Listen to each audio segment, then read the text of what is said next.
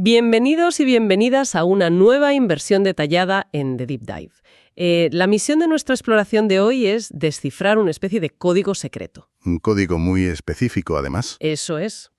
Esos mensajes ocultos que residen en los análisis de sangre rutinarios, los mismos que millones de personas se hacen religiosamente cada año. Ujú.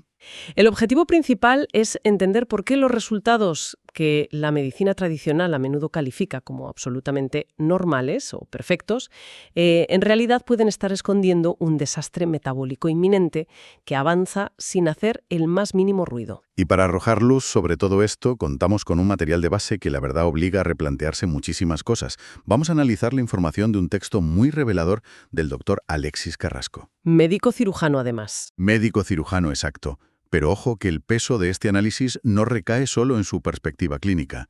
Está fuertemente anclado en literatura médica del más alto calibre. Hablamos de palabras mayores. Totalmente. Hablamos de los estándares de atención médica en diabetes de la Asociación Americana de Diabetes en su flamante edición de 2026. Del Manual de Fisiología Médica de Guyton y Hall, que es como la Biblia de la medicina, y de estudios verdaderamente pioneros publicados en revistas como Diabetología y Diabetes Care. Fíjate que al revisar todo ese material hay un contraste que a mí me llama muchísimo la atención. Por un lado tenemos esta ciencia de vanguardia, textos y estudios que llevan años, a veces décadas, explicando cómo funciona realmente el metabolismo humano. Ya. Y por otro lado tenemos la realidad de la consulta médica de atención primaria, esa visita de 5 minutos. Hay un abismo enorme entre lo que sabe la fisiología avanzada y lo que se le cuenta a un paciente estándar. Bueno, ese es precisamente el núcleo del problema que plantea nuestra inversión de hoy. La ciencia lleva mucho tiempo por delante de la práctica clínica diaria. Los protocolos estándar a menudo se actualizan a un ritmo exasperantemente lento. Demasiado lento. Demasiado.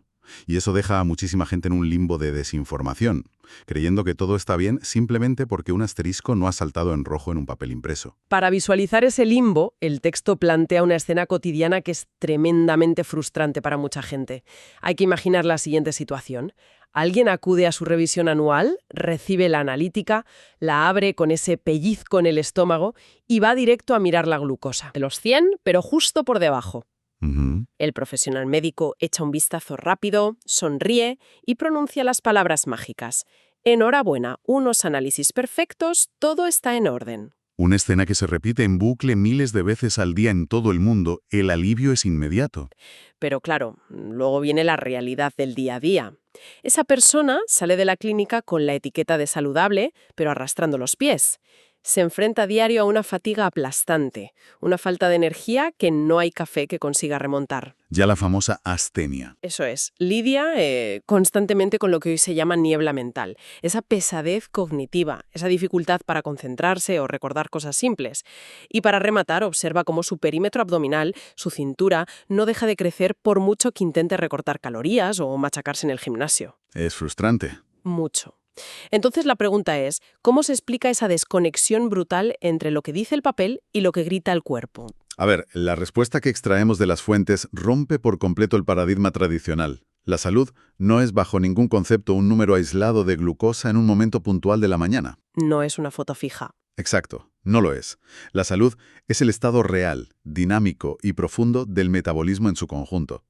Y el error colosal es que centrarse únicamente en la glucosa en sangre es mirar solo el síntoma superficial, El daño colateral, digamos. el daño colateral tal cual, e ignorar de forma sistemática la causa subyacente que está provocando toda esa sintomatología de cansancio y de niebla mental.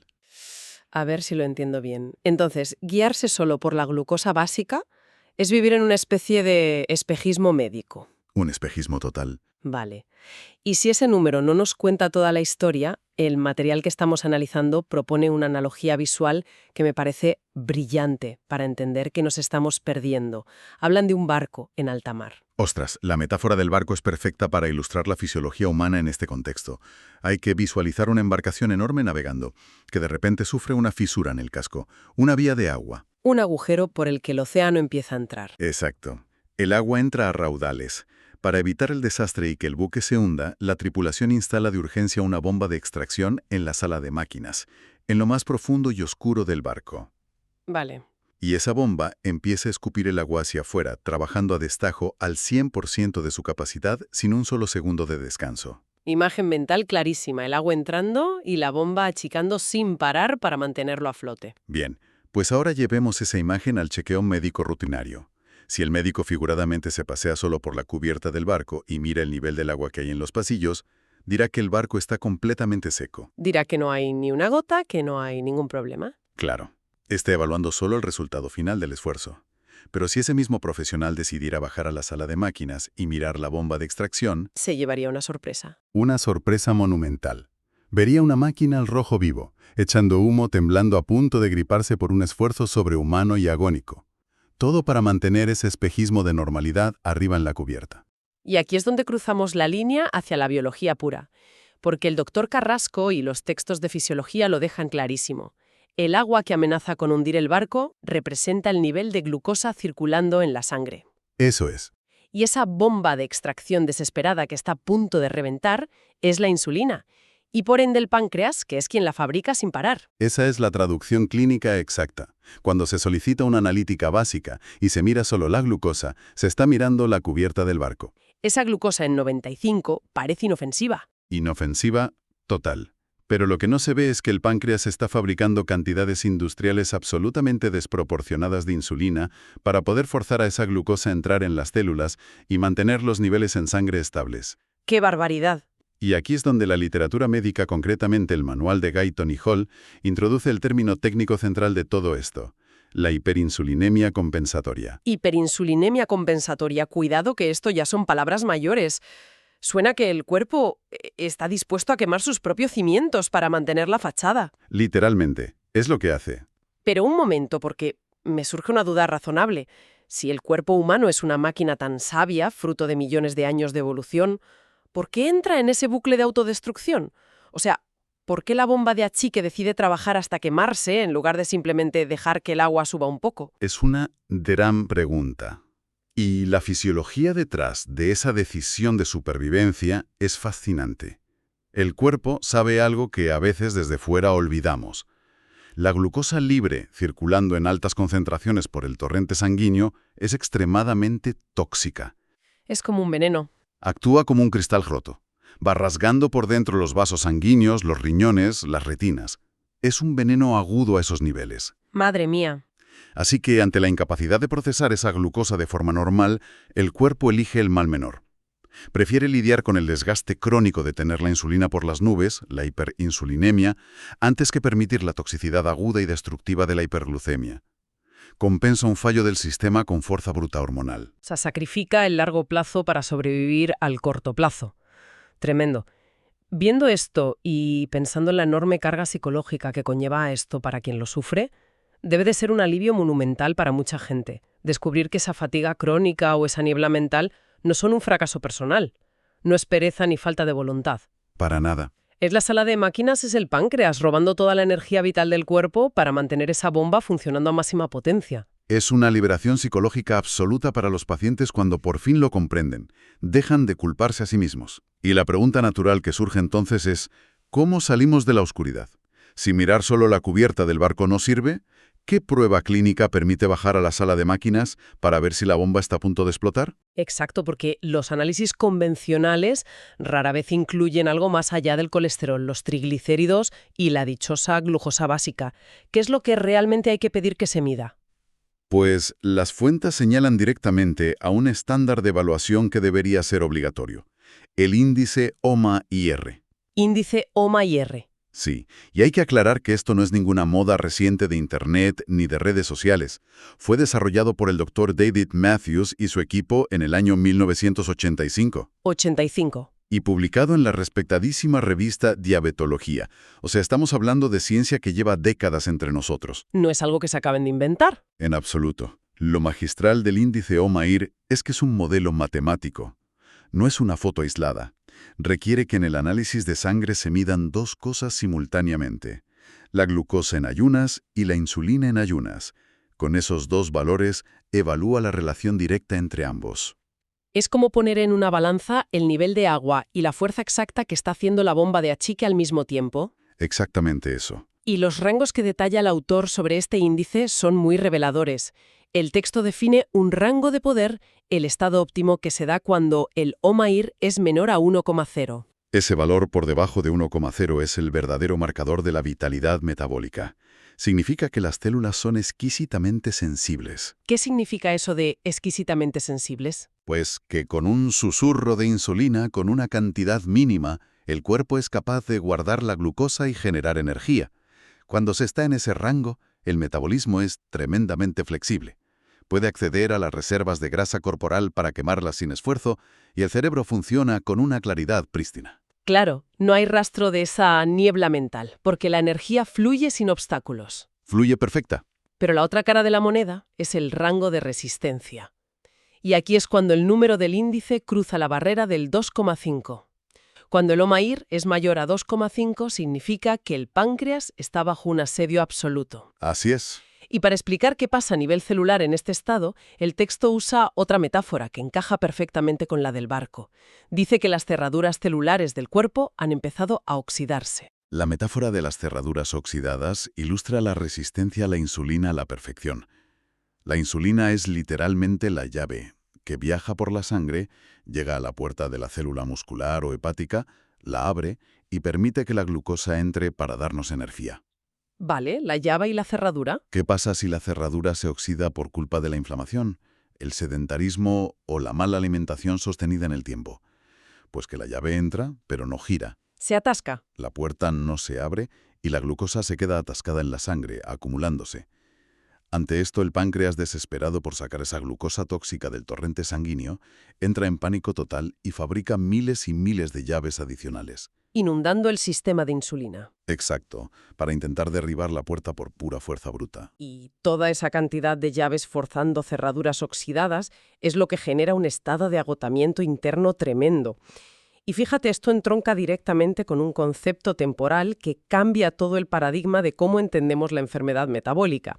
Las fuentes citando los estudios del Dr. De Fronzo en Diabetes Care hablan de que el diagnóstico tradicional llega tarde, muy tarde. Trágicamente tarde, de hecho.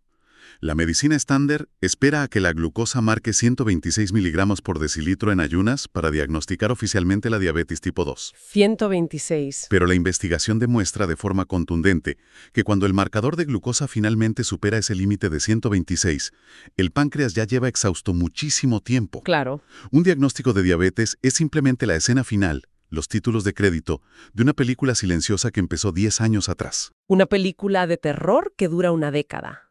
Es escalofriante pensarlo. ¿Lo es?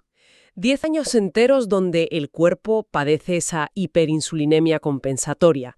10 años de cerraduras oxidándose, de la bomba echando humo en la sala de máquinas, mientras los análisis básicos siguen aplaudiendo y dando palmaditas en la espalda porque la glucosa marca 98. Y durante esos 10 años silenciosos, esa insulina crónicamente alta no es inocua. Hace estragos por todo el cuerpo. Promueve la acumulación de grasa visceral, que es esa grasa dura y peligrosa alrededor de los órganos. La famosa barriga que no baja con nada. Exactamente. Fomenta la retención de líquidos, altera el perfil de colesterol y alimenta un estado de inflamación sistémica de bajo grado permanente. Cuando por fin sube la glucosa en los análisis rutinarios, es porque el páncreas literalmente ha claudicado. Ya no puede fabricar más llaves para compensar. Se rinde. Se rinde. Y llegados a este punto, la gran pregunta es obligada. Sabiendo todo esto, con este panorama que parece, la verdad, tan sombrío, el material que estamos analizando no se queda en el fatalismo. Para nada. Da un giro hacia la acción y propone una salida práctica. Y lo más sorprendente es que para limpiar ese óxido de las cerraduras no exigen dietas espartanas ni eliminar grupos enteros de alimentos que hacen la vida miserable. Hablan de estrategias mecánicas de precisión. Es que la solución no pasa necesariamente por la restricción severa y pasar hambre, sino por entender la mecánica digestiva. La intervención más poderosa que se plantea se centra en lo que el Dr. Carrasco denomina la estrategia de la malla protectora. La malla protectora. Es una táctica fisiológica pura y se basa en una regla inquebrantable. Jamás permitir que un carbohidrato entre desnudo al sistema digestivo. Carbohidratos desnudos. Si lo pensamos bien, la dieta moderna está construida sobre carbohidratos desnudos. Unas tostadas de pan blanco con mermelada y un zumo de naranja para desayunar. El típico desayuno, sí. O un plato enorme de pasta sola al mediodía. Eso es almidón puro y azúcar puro cayendo a plomo en un estómago vacío. Y el impacto de eso en el organismo es brutal. El estómago vacío no opone ninguna resistencia. Ese pan o ese zumo se descomponen en glucosa a una velocidad de vértigo, caen al intestino e inundan el torrente sanguíneo de golpe. Un pico masivo. Un pico enorme. La alteración del orden de los factores a la hora de comer es la clave de bóveda aquí. El método indica que antes de ingerir cualquier tipo de carbohidratos, se debe consumir primero una ración generosa de fibra, idealmente de vegetales o verduras, seguida de proteína y grasas saludables. Y el carbohidrato va al final. Siempre al final. Verdura primero, proteína después e hidratos al final. Suena sencillo, casi demasiado sencillo. Vamos de nuevo a la sala de máquinas del cuerpo. ¿Por qué funciona esto? ¿Qué es exactamente esa malla protectora a nivel físico? Pues la magia ocurre en el tracto digestivo superior. Cuando se ingiere fibra primero, especialmente la fibra soluble de las verduras, y se mezcla con los líquidos del estómago y la proteína, se forma literalmente un gel viscoso, una matriz física que recubre las paredes del estómago y del inicio del intestino delgado. Vale. Esa estructura de gel es la malla. Cuando el carbohidrato llega minutos después e intenta ser absorbido, se topa con un muro de contención. La fibra atrapa las moléculas de glucosa y dificulta enormemente el trabajo de las enzimas digestivas. Entendido. La malla actúa como un filtro grueso y al hacer esto ralentiza radicalmente la velocidad a la que la glucosa logra cruzar hacia la sangre. Radicalmente. En lugar de una inundación catastrófica, conseguimos un riego por goteo lento y constante. Y ese simple cambio mecánico lo transforma todo a nivel hormonal. Porque al evitar esa entrada abrupta de glucosa, se evita lo que los textos denominan un tsunami de insulina. Volviendo a nuestro barco, si la malla protectora frena la entrada masiva de agua, la bomba de la sala de máquinas no tiene que entrar en pánico. No tiene por qué. El páncreas libera una cantidad pequeña, plana y controlada de insulina. Y lo más importante de todo esto, al mantener la insulina baja y estable a lo largo del día, esas cerraduras celulares tienen por fin la oportunidad de empezar a desoxidarse y recuperar su sensibilidad original. Viendo el impacto monumental de algo tan básico como esa malla, me pregunto si esto es lo que realmente nos devuelve el control sobre nuestra propia biología. Porque esto ya no va solo de evitar que nos receten una pastilla en el futuro, no. Las fuentes hablan directamente de alcanzar una soberanía biológica. Se trata de dejar de ir a remolque y dejar de adivinar qué pasa por dentro. La soberanía biológica es el objetivo final de todo este conocimiento. Es el paso de ser un paciente pasivo a un gestor activo del propio metabolismo. Y el texto aporta herramientas tangibles para ello. Menciona, por ejemplo, que el Dr. Carrasco ofrece en su plataforma una calculadora OMA-IR gratuita. ¡Qué interesante! Esto significa que cualquier persona rescatando los resultados de su última analítica, si tiene el dato de la insulina en ayunas que muchas veces se puede pedir, puede cruzar los números hoy mismo y saber la verdad absoluta sobre el estado de su bomba de extracción y de sus cerraduras celulares. Además de esa calculadora, el material señala que hay una corriente cada vez mayor hacia el monitoreo domiciliario, sugiriendo equipos para que la gente mida su glucosa en casa y vea en tiempo real cómo responde su cuerpo a ese orden de las comidas. Ya no hace falta esperar 12 meses con los ojos vendados hasta el siguiente chequeo médico. Claro, todo este movimiento hacia la autonomía se va a materializar muy pronto en el próximo libro del autor titulado Activo Vital, que parece diseñado precisamente como un manual de instrucciones para decodificar la sangre y aplicar estos protocolos de limpieza metabólica. Y si destilamos todo el rigor científico, la literatura médica y los estudios sobre diabetes que hemos cruzado hoy, la gran revelación es profundamente optimista. Totalmente. Revertir el daño metabólico, salir de ese letargo y de esa niebla mental no consiste en la tortura de contar cada caloría y pasar hambre perpetuamente. ¡Qué alivio! La biología es un complejo sistema de procesamiento de información. Si le damos las señales hormonales incorrectas, el cuerpo acumula toxicidad, almacena grasa visceral como mecanismo de defensa y apaga nuestra energía. Pero si le proporcionamos las señales correctas, usando herramientas como la malla protectora para domar la insulina, el organismo cambia el chip por completo. Deja de almacenar y empieza a quemar de forma limpia. Eso es. Es un cambio absoluto de las reglas del juego.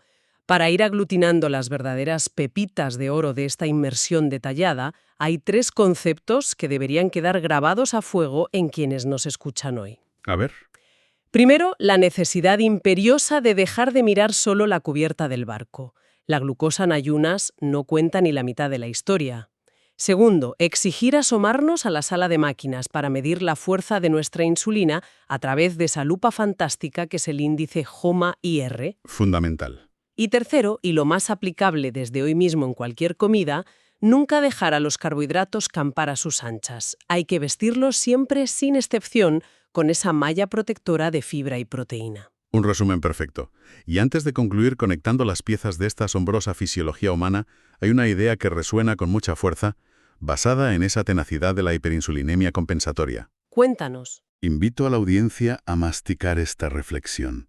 Si la maquinaria de nuestra biología es tan magistral, tan experta en el arte del camuflaje, que es capaz de ocultar un daño metabólico brutal, sacrificando su propia sala de máquinas en silencio durante toda una década, antes de que la alarma salte, en un análisis básico, Sí. ¿qué otros mecanismos compensatorios invisibles y profundos podrían estar agotando nuestras reservas de vitalidad en este mismo instante, justo ahora, mientras la medicina tradicional nos mira a los ojos y nos asegura con total tranquilidad que nuestros resultados son perfectos? Una pregunta que remueve los cimientos, desde luego, y que sin duda cambia para siempre la perspectiva con la que miraremos la próxima hoja de resultados de un laboratorio. Hasta aquí llega nuestra exploración de hoy. Invitamos a quienes nos escuchan a seguir tirando del hilo, a cuestionar los dogmas establecidos, a investigar más allá de la superficie y a buscar siempre ese conocimiento que nos otorga el poder real sobre nuestra biología. Nos encontramos en el próximo análisis a fondo.